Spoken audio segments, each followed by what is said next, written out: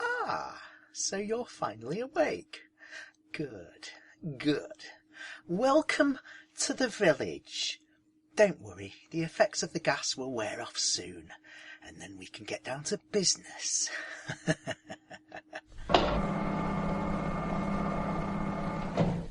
Ah, breakfast. Excellent. Right on time.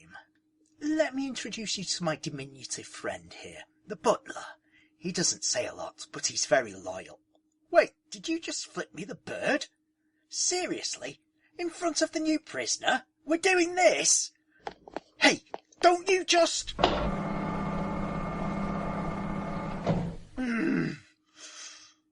I hate you, butler. Right, back to you, my friend. If you'd care to lift the lid on that big dish on the tray in front of you, you will see that we are very efficient here in the village. We've anticipated exactly the thing you would most like to eat upon waking up in a sinister dome. Go on, take a look, you'll see. Ew! Really? That's what you wanted? Ugh, makes my stomach turn just looking at it. Well, go on, tuck in, and I'll explain what you're doing here. Ugh. The village is a place that exists to extract information from people like you. People who hold a lot of very important secrets in their heads. People who would represent a security risk if they were allowed to. I'm sorry, but can you at least use a knife and fork? That's disgusting. It's going everywhere. Look, there's a napkin. Oh, good grief. Anyway, I am the new number 2, and you are number 6,984. Goodness, we've really been packing them in since the 1960s. I think we're going to need a bigger village. Oh, the boss. I'd better take this. Excuse me, you just carry on. Hello, number 1. What can I... Mrs. 2? What are you doing calling me on the red phone? You know who will have my guts for garters. What? What? Listen, I can't talk now. I've got a new prisoner I'm inducting. Yes, I'll pick some up from the village store on the way home. Yes, I'll come straight home. It was the supervisor's birthday. We went down the Cat and Mouse for a couple of drinks. I was not drunk. No, dear, I'm not using any sort of tone. Mrs. 2? Mrs. 2, are you still there? Sorry about that. Where were we? Ah, yes, the village. We have everything here. Floors, ceilings, funny chairs. As I said, I'm the new number 2, and I'm in charge of the day-to-day maintenance of the village. So if you have a blocked drain, and given what you're eating, I dare say you will, then feel free to get on the blower. Of course, it might be someone else dealing with the problem by then, as we have quite a high turnover number 2-wise. Last week, Hugh Grant was number 2, and before that it was Liz Hurley. Which is funny, as there used to be an item, you know. Ah, but I'm giving away vital information to you now, and it's rather meant to be the other way round. You tell me things. That's why you're here. What? Oh yes, just leave the dishes and someone will attend to them. Probably me. I can't see that butler doing anything about them. Dreadful slacker. I don't know why we keep him on. It's not like he's even a good conversationalist. Oh, I've lost my thread now. I say, you really are a card, distracting me like that. But you'll soon find that we're the ones who play the mind games around here, number 6,984. We have many ways to break a man, or woman. It is the 21st century, after all. Generally we do something with an evil double or a rigged election, something like that. But with you, we've decided to give something new a try. We're going to do a podcast. Ha ha ha! Is that fear I see in your eyes? No. Indigestion. Can't say I'm surprised. Well, soon you will fear us. Especially when you hear that this podcast is all about some old TV show from the 1960s that was vaguely based on our setup here. Come, let me show you. Follow me. Oh, just leave that. Doesn't matter, I'll clean it up later.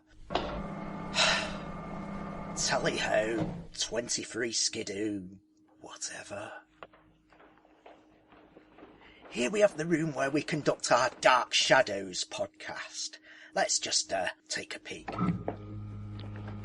My name is Victoria Splinters. Today I'll be discussing episode 5,023 of Dark Shadows, which was first broadcast in January 1971. It is a night of terror in Collinsport as Barnabas visits the dentist to get his broken fang fixed. Meanwhile, Dr. Julia Hoffman is taking her pet werewolf for a walk when Angelique... I have no idea. Anyway, this is your room. And this is where we're going to conduct your podcast. Now just let those chaps strap you in. Like so. Good. It might interest you to know that this kind of setup was pioneered by a Dr. Forrester back in the 1980s. We haven't got our own satellite, unfortunately. Can't afford one. No, budget cuts.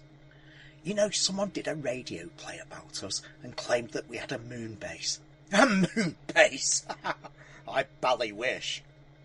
Right, all strapped in? Comfortable? No, that's good. Let's begin.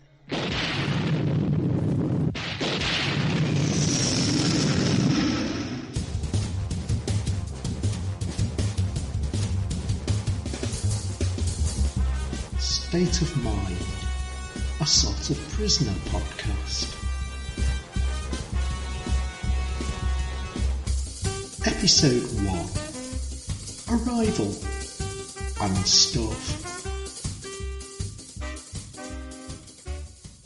Your nonsense bores me.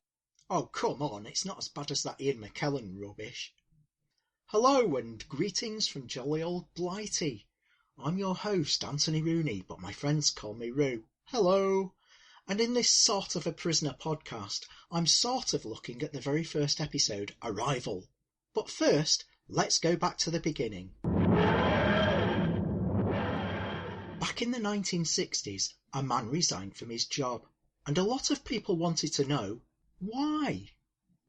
The man was Patrick Joseph McGoohan, reputedly the highest paid actor on British television at the time, and the job he had just quit was the starring role in the smash hit spy series Danger Man, although if you live in the United States you might know the series better as Secret Agent. It was a bit of a shock to everyone, as Danger Man was super popular at the time. Indeed, after several seasons filmed in black and white, production had just started on the first colour episodes, when McGoohan decided he'd had enough. He didn't want to play globe-trotting super spy John Drake anymore. McGoohan's boss, Lou Grade, head of the Incorporated Television Company, commonly known as ITC Entertainment, reacted to the news like this. Grade was anxious not to lose his leading man, and in order to keep him, gave McGoohan the financial backing to pursue a series of his own devising, a series called The Prisoner, a series about a man who resigns from his job.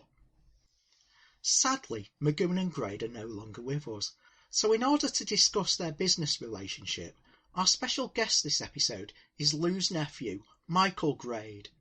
Now, we thought long and hard about what format the following interview might take, but, and I'll be honest here, I get a little tongue-tied and nervous on Skype, and I have no idea whatsoever about this newfangled Zoom thing. So instead, even though this is a podcast about The Prisoner, we're going to do something that pays homage to Danger Man. So, without further ado, we're going outside for this episode's instalment of Danger Stroll. Just follow me and I'll explain. This way. Right, along here, just down the corridor. Oh no, not this lot again. Just ignore them. More deep. No, not more deep. More deep.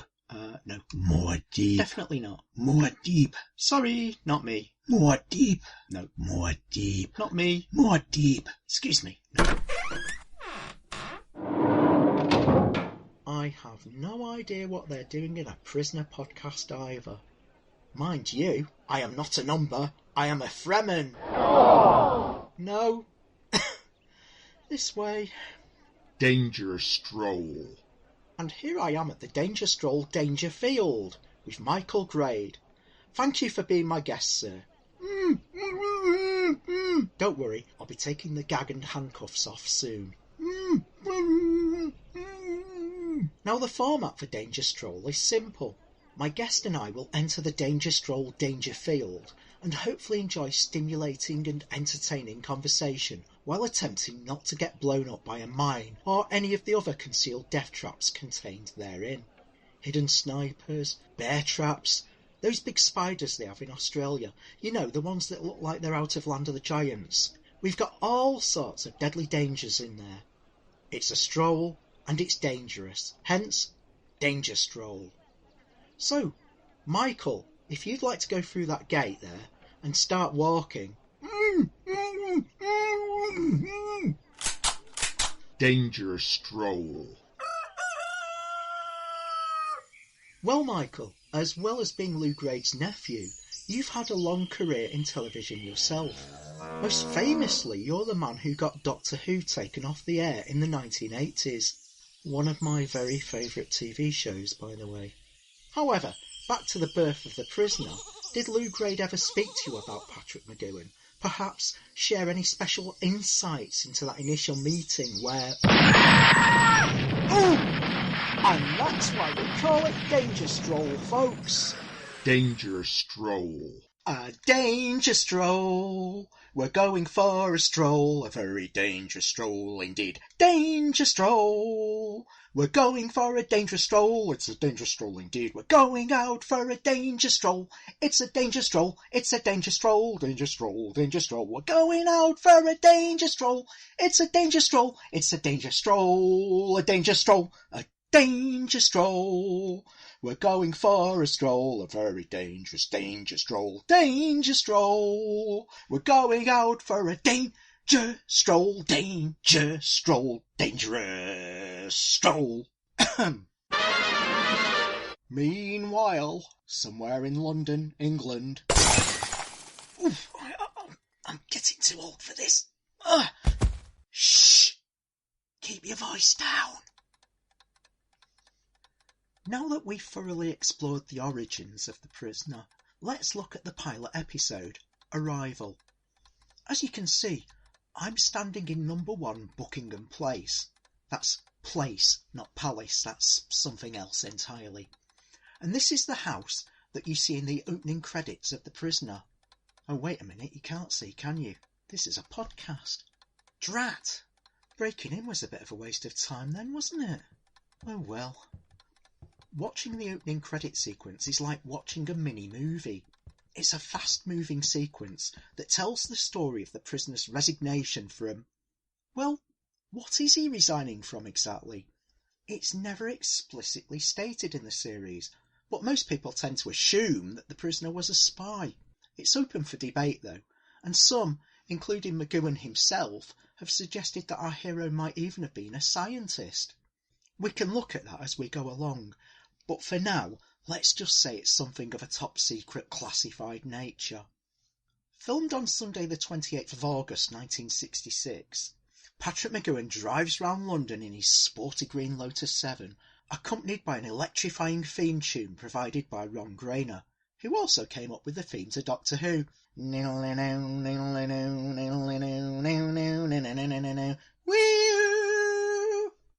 Grainer's first attempt at a theme for the prisoner was a much more sedate version of what we hear playing, but McGoohan himself insisted that Grainer beef it up to better fit the fast-moving pace of the visuals. By the way, if you're a fan of the Chuck Heston movie The Omega Man, and who isn't, it's worth comparing Ron Grainer's opening theme from that film to his more sedate Prisoner theme. You might find them somewhat similar. Don't you think so, Matthias? You are discarded. You are the refuse of the past.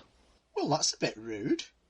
Anyway, McGoohan drives into an underground garage, Abingdon Street car park not far from the Houses of Parliament, where he walks down a corridor to hand in his resignation to a bald-headed impassive gentleman who was in real life the prisoner's script editor, George Markstein. We'll hear more about him at a later date. McGoohan storms round the office, yelling at poor old George, and even when I watched the series the first time round, it occurred to me that if the village really wanted to know the reason for our hero's resignation, which is debatable, then they really should have pulled George in for the answer. It seems to me that the prisoner's telling him in no uncertain terms exactly why he's resigning. The prisoner drives off, and he's followed home by a sinister black hearse. Well, I suppose all hearses are sinister. More so the older you get. While this is going on, our hero's photograph is dropped into a file marked resigned.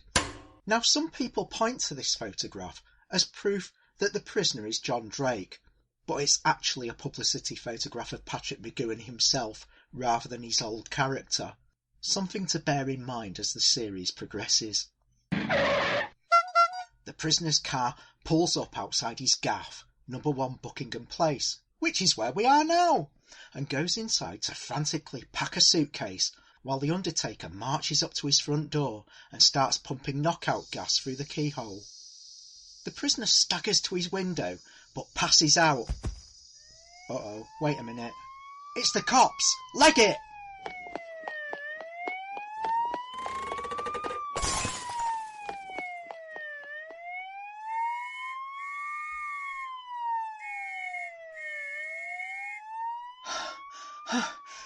Okay, I think we lost them. Right, off to North Wales then. Atomic batteries to power, turbines to speed. Ticket please, sir. Oh, yeah, there you go. And so began the journey that would lead me into such terrible danger. It all started when a beautiful Russian spy joined me in my carriage. Then Robert Shaw turned up, and we got into a savage and brutal fist fight that ended with, "Would you like a tea or coffee with your rather fanciful narration, sir?" "Oh, a cup of coffee would be nice." "Not on this train, it won't be, sir. A bite to eat to go with that? A sandwich, perhaps?" "Yes, please. Ferret if you have it." "We do indeed, sir." Crunchy. Oh, by the way, when do we reach Minford? "We're just pulling into the station now, sir." That was jolly quick. "I doubt your listeners would agree, sir." Listeners?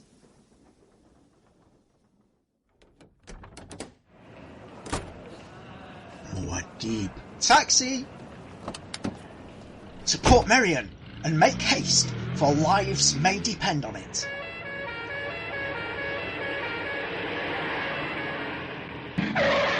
How much? 1 ferret. I've got half a ferret. Slightly chewed. Oh well, pay me the other half later. Be seeing you.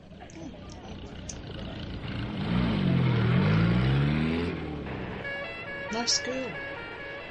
This is Battery Square, which is a good place to begin our tour of Portmeirion because it sits between the Dome, or Pantheon to give it its posh name, and the Bell Tower, or Campanile if you prefer. Battery Square gets used a lot in the series as it contains the village store and, more importantly, the roundhouse, which was the prisoner's cottage, though you need to head in the direction of the Bell Tower and turn the corner to see the old front door, which sadly no longer opens. These days the entrance to the roundhouse is here in the square, and above it you'll see a rather nice plaque commemorating Patrick McGoohan and the filming of The Prisoner.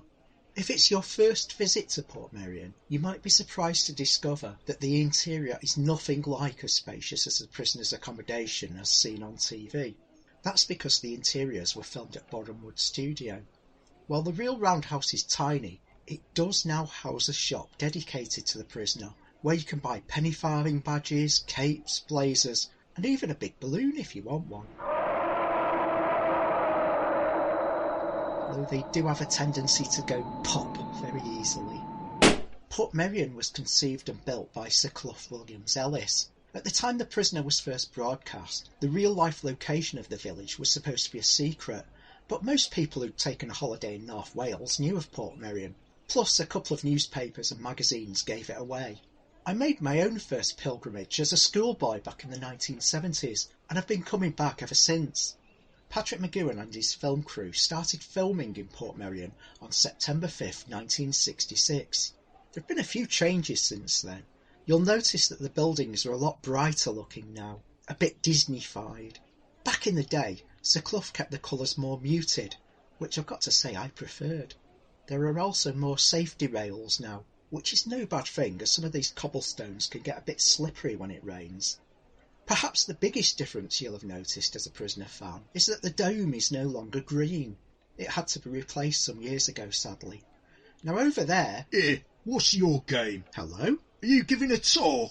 You better not be. I'm the official tour guide round here. Well, it's just a virtual tour, really, in cyberspace. We're not really here. It's like we're from the Prime universe and you're from the Kelvin universe. Kelvin universe, did you say? That's fighting talk. Come here. Ooh. Ooh. Ah. Ooh. Ah. Why don't you go and explore while I settle matters with this gentleman? Ooh. Bloody gentleman.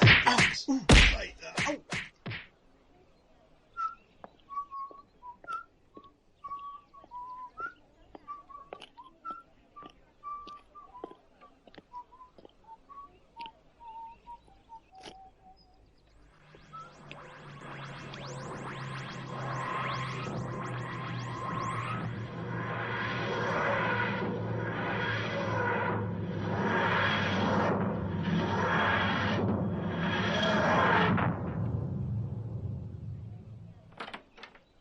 Where have you brought me this time, old girl?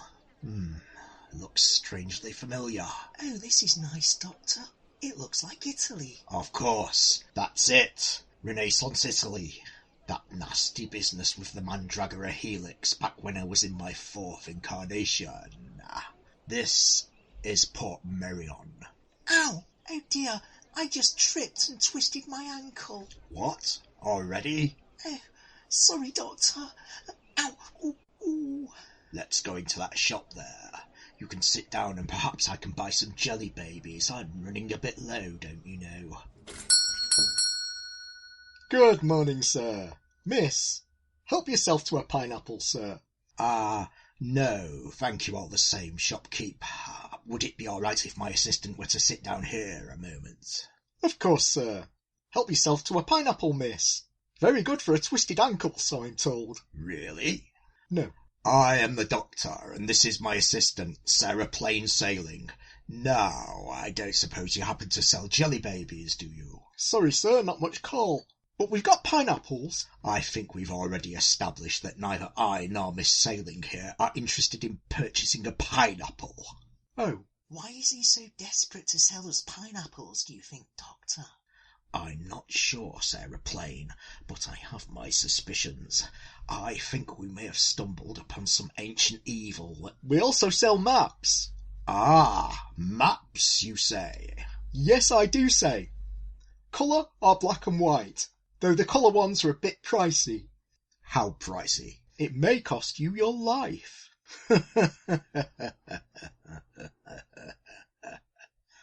No, just kidding. 2 ferrets. I think I have some money here.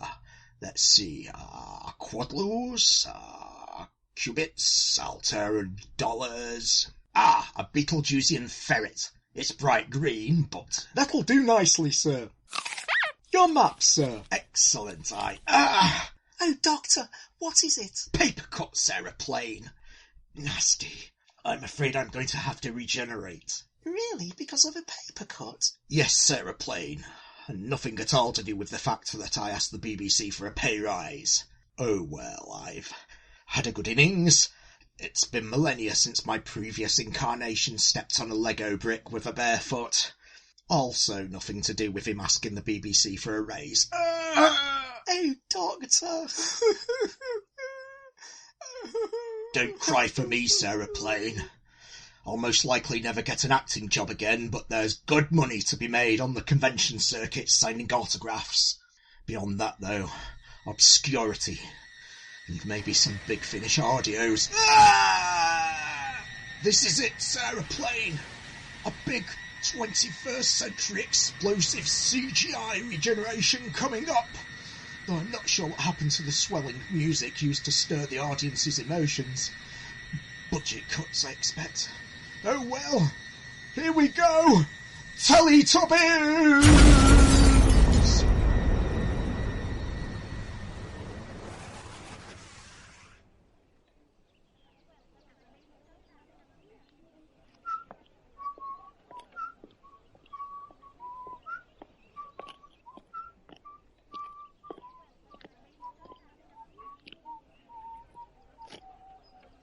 Ah, there you are. Sorry about the interruption. Oh, and just to avoid any lawsuits, the real tour guides at Portmeirion are splendid chaps and chapettes. That fella back there was actually a scroll. Don't worry though, he's been dealt with, and no one will ever find the body. Anyway, look at this. An old copy of TV World from September 1967. This is the write-up for Arrival. Vapour hisses through a keyhole. The occupant of the room passes out and then, returning to consciousness, lurches to the window for air. But it is not the familiar London view that he knows so well. His eyes stare out at a village he has never seen before.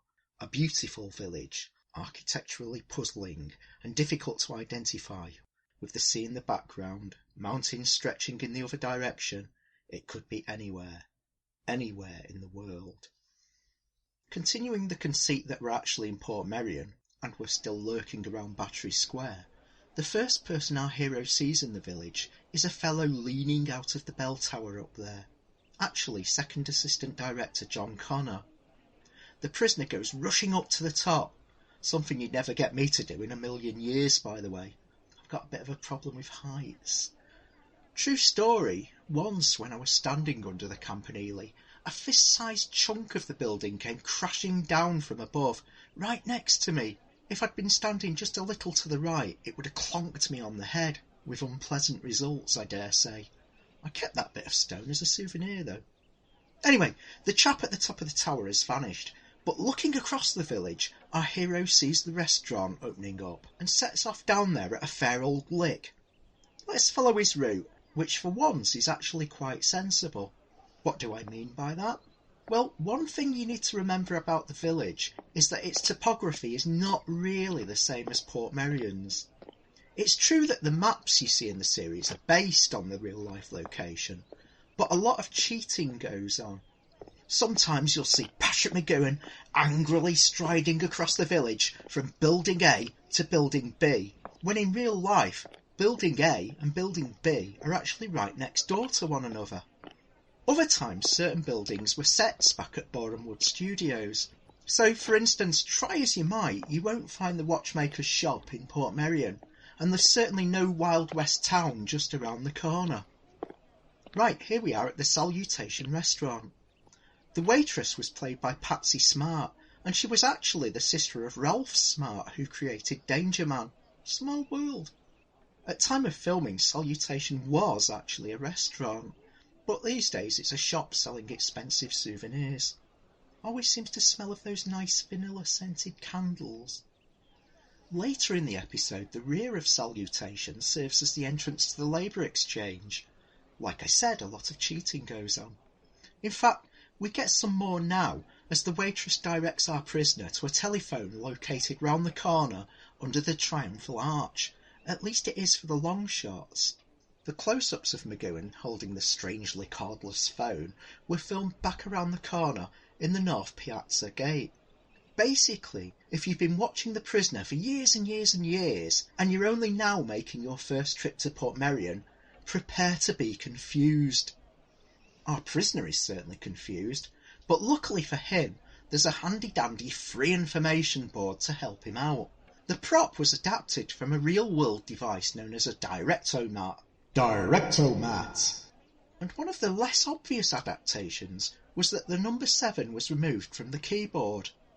Why, you might ask?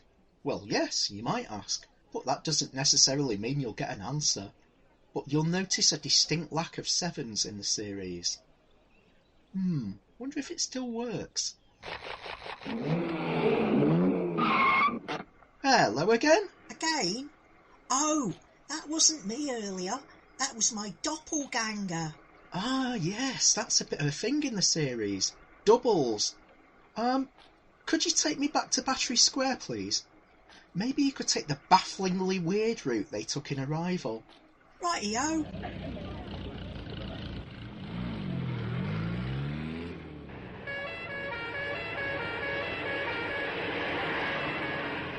So yes, doubles. We'll probably talk about them more when we look at the Schizoid Man episode. But for now it's interesting to wonder, are the doubles we meet in the series twins, or the result of plastic surgery, or even cloning? The Big Finish audio adaptation of The Prisoner went with cloning, but then writer Nick Briggs' take on the series was full-on science fiction.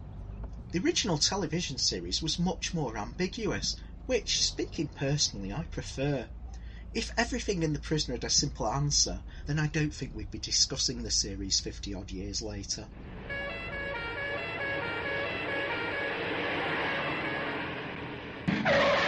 Here you go, sir. Hope that was a bizarre enough route for you. Perfect. Oh, I just realised I'm out of ferrets. That's all right, sir. Pay me later. Really? And I always thought the taxi driver letting the prisoner off for his fare was the most far-fetched thing in the series. Hey, before you go, can I just ask, are you the good twin or the evil twin? Ask me that again after a couple of drinks down the Cat and Mouse. I'm not sure the Trouble and Strife would approve. Definitely the evil twin. Right, I was going to nip in the shop and buy you a map, but it looks like there's been some sort of explosion. Pineapples everywhere. So let's take a look inside the not-so-green dome, shall we? Watch the steps.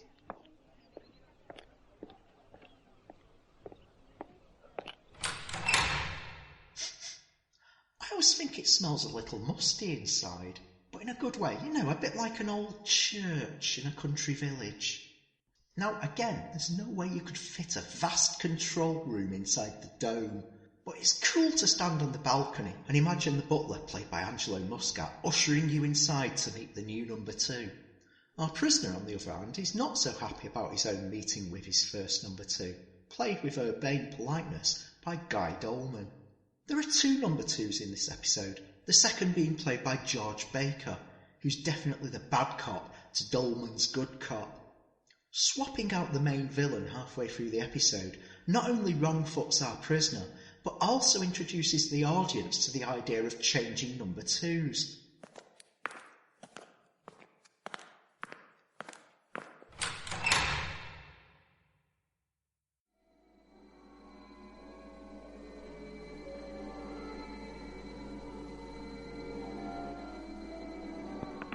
Number 1. Hello, sir. I was just wondering... Oh, in the bath.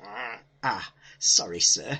I like to have a relaxing soak myself at the end of a trying day.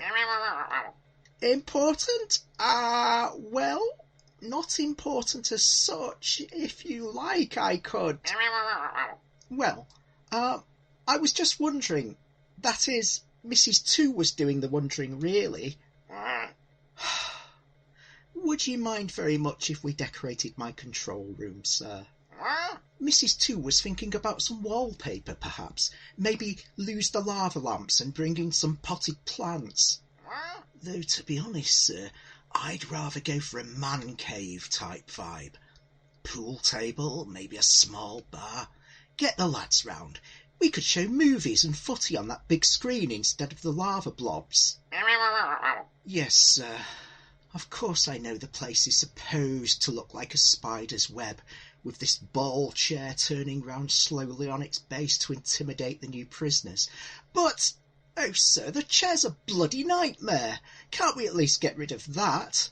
I mean, you sink into it and it's hard to get out again while retaining any form of dignity. And you can't reach the control panel in front. You know, that's why we have to jab the buttons with our brollies. Yes, sir. Of course, sir. Well, perhaps you could replace me, sir? Oh, go on, sir. How about Cumberbatch?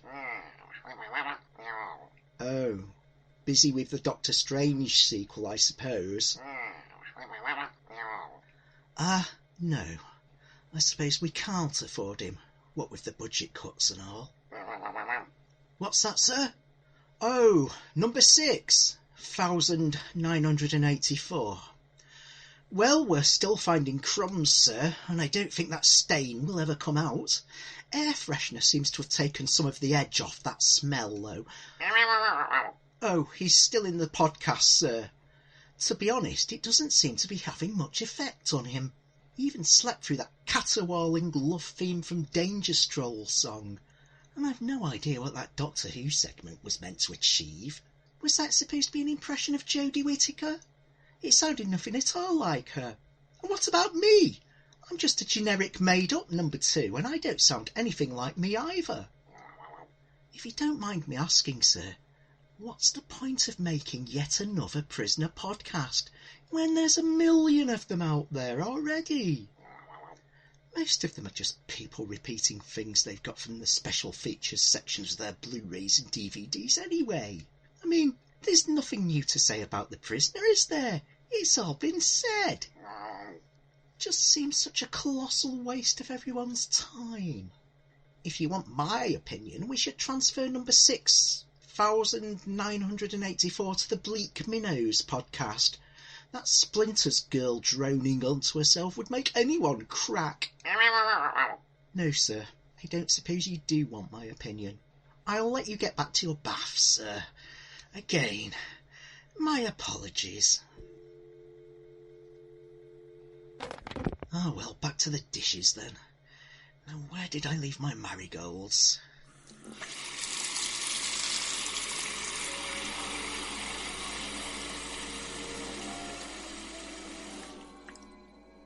Pilots the helicopter back to the village by remote control. And that's pretty much the end of the episode. Hello? Are you alright? You seem a little distracted. Don't worry, the fresh air will do you good. Look, there's the stone boat. That's a real thing, by the way. It's actually built into the jetty. One of Sir Clough's little jokes. He plays all sorts of tricks like that. Sometimes you'll look at a window and suddenly realise that it's actually painted onto the wall. He also went in for tricks of perspective. So you might walk up to what looks from a distance like a large building and find it's actually the size of a bungalow. In his own way, Sir Clough was playing mind games too, which really made Portmeirion the perfect setting for the prisoner. By the way, did you know that Portmeirion have their own internal TV channel that shows episodes of the prisoner every night? Yeah, it's a surreal experience, let me tell you, actually watching the prisoner in the village. Now down there, beyond the stone boat, you can see the beach. That's where our hero has a bit of a punch-up, steals a minimoke and then runs into, yup, the balloon. The aptly named village watchdog, Rover. I should think that every fan of the series knows that Rover was originally conceived as a sort of robot that could climb walls and swim underwater. Such a prop was actually constructed and brought to Portmeirion, where it was quickly discovered to be unworkable. Legend has it that McGoohan peered up into the sky and saw a weather balloon floating above, which prompted him to send production manager Bernie Williams scurrying off to get as many of the balloons as he could. There are different variations on that tale, but I expect at its core there's some truth to it. Speaking of which, hey Rover, how's it going? Busy day? I can imagine. Must be hard work chasing prisoners up and down that beach all day. You're right, it is getting late. Hey Rover, would you like to sing a song with me as we say goodbye to our listeners? Hey, this was really fun, we hope you liked it too. Seems like we've just begun when suddenly we're through. Be seeing you, 'cause now it's time to go. But hey, I say, well that's okay, 'cause we'll see you very soon, I know. Very soon, I know. Be seeing you, 'cause tomorrow, just like today, the village number 2 and the big balloon will be waiting for you to come and stay. To come and stay. To come and stay. I hope you'll join us next time on State of Mind for episode 2, The Chimps of Big Ben. Wait a minute, chimps? What the? Ape attack! Quick! Into that cornfield!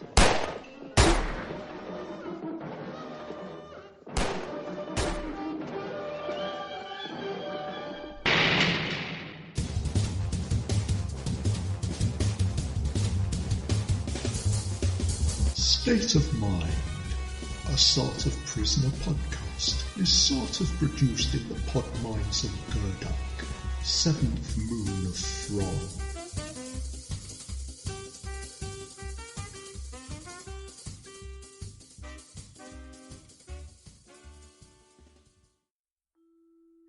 My name is Victoria Splinters. Today I'll be discussing episode 5,024 of Dark Shadows, which was first broadcast in February 1971. No, I can't do this anymore. Please don't make me. I don't even like Dark Shadows. Continue. You make podcast or die.